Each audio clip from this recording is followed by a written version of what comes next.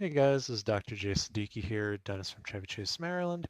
I wanted to go over the photogrammetry part of the new Aoralscan Elite by Shining 3D using their coded scan body kit.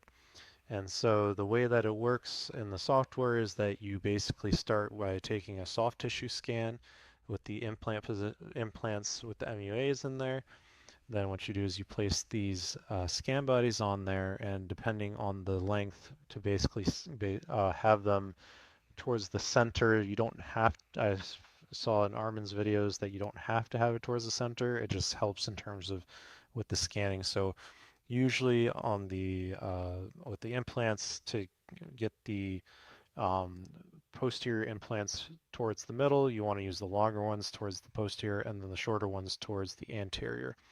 And then also you want to torque those to 10 Newton centimeters according to Shining 3D. That's why they include this little torque wrench here.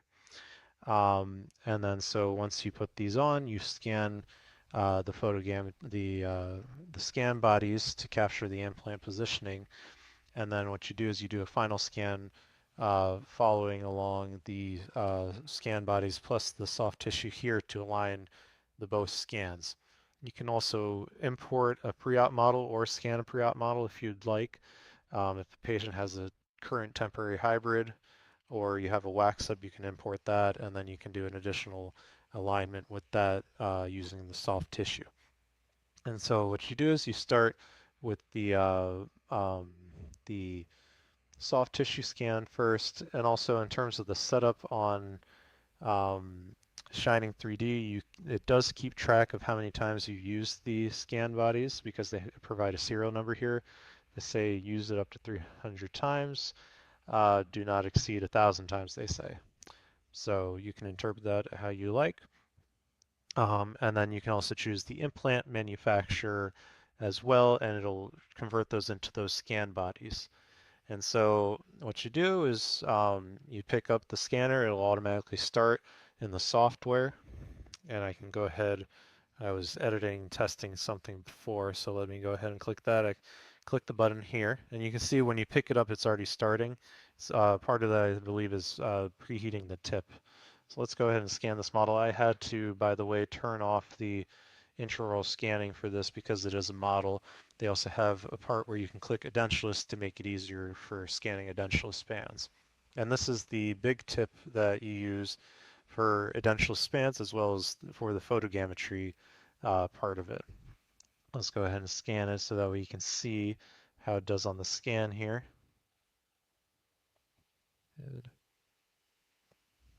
Let's just go ahead and capture all the positioning. And this is not how I would do the scan path in the mouth. I would probably start in where the rugae are first, and then go around each side of the arch. So basically start here, come on this side, go down this way here.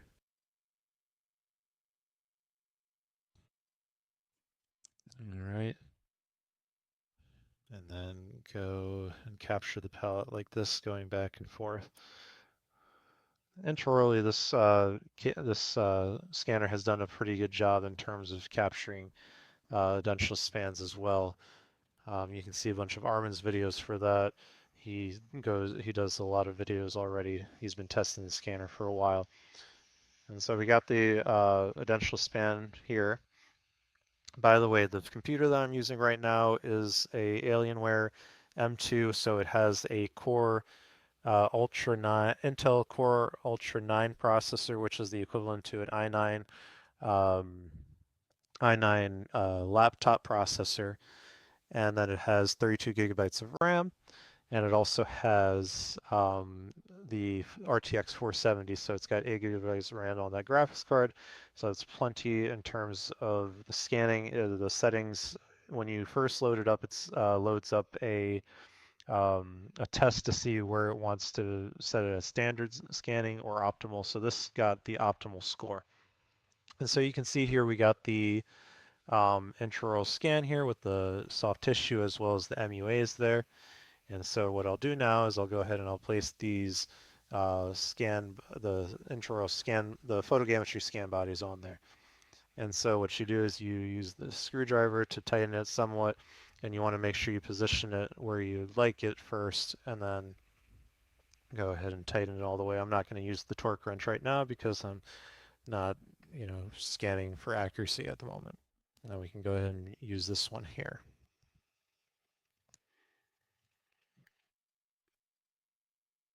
So yeah, the software will actually keep track of how many times you've used each scan body in this case.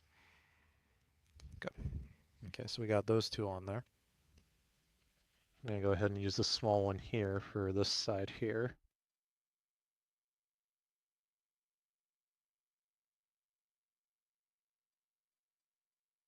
Let's see, maybe this one here just to get that right in the middle there. You don't want them touching because then you don't know if they're seated or not. Maybe there's some, you can see I'm almost touching on that one right there. So if they're touching, there might be interference in terms of seating all the way.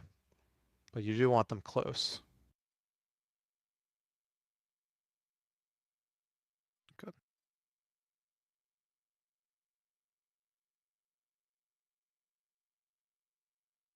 Okay. Okay. So I got those all in there. I'll go ahead and show you on the camera here. And so you can see here that they're all seated, they're all towards the palette here, and it'll make it a lot easier for the camera to pick up the scan bodies. So the scan path that they recommend is basically starting at the at one of these and going around on the periphery first to capture, and then you go outwards, come back in, outwards, come back in, outwards, come back in, and you basically do that until the software picks up that it's captured all 4 scan bodies or however many scan bodies you have. So let's go ahead and test that on the software. I'll put this back for now. Now let's go ahead and click on, this looks good. Let's go on to the next part of the scan. So it wants to do the upper jaw with the implant, so that's what the scan body's on there. Let's go ahead and do that. And see it tells you how you want to do the scan and how you want to set it up as well. All right, let's go ahead and capture that. I'm starting at the posterior here, getting these areas first. Seems like it captured 2 of them already. And you go on that part here.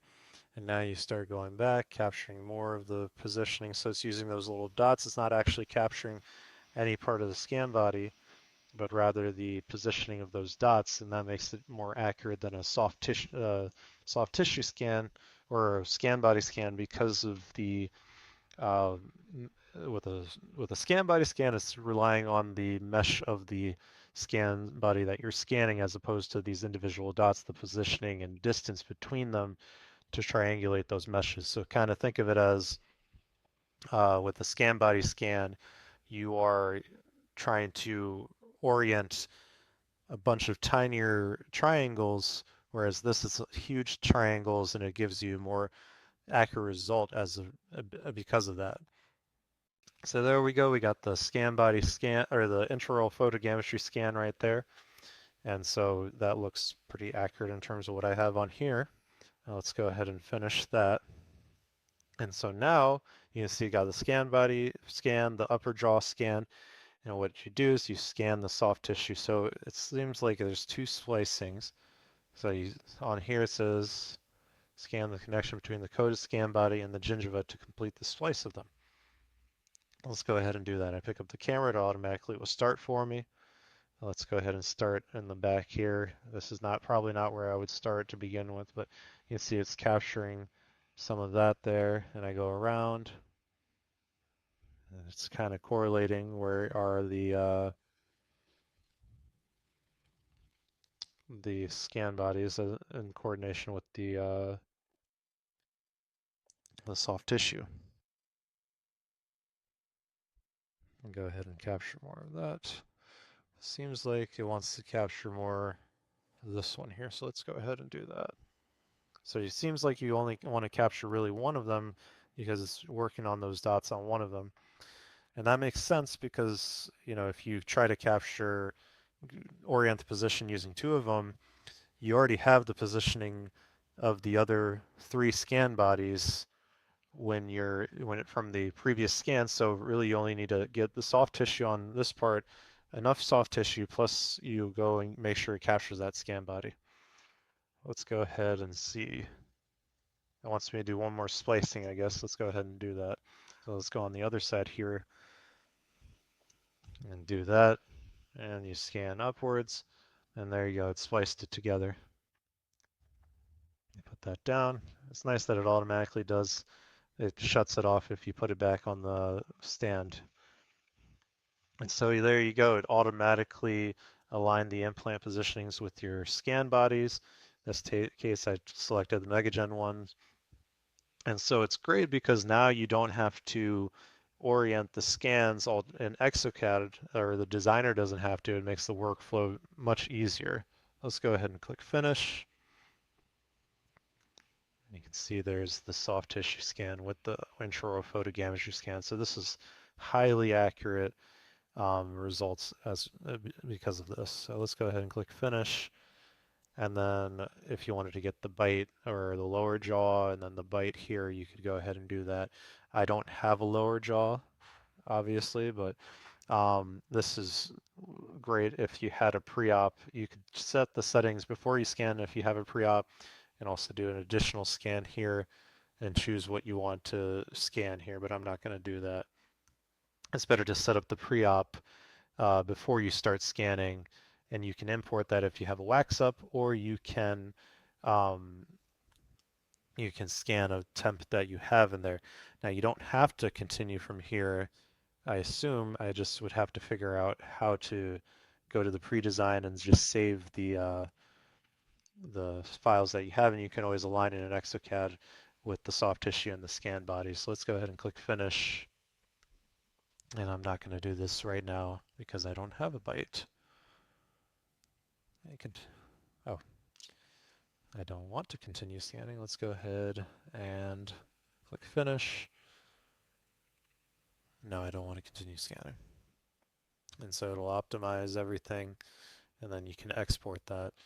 And I believe that you can also import a face scan from the MetaSmile if you have it, and include that on there in alignment. And so there you go. You got your scan bodies on there. You got your soft tissue scan with the MUAs, and this is ready to get a designed prosthesis on it.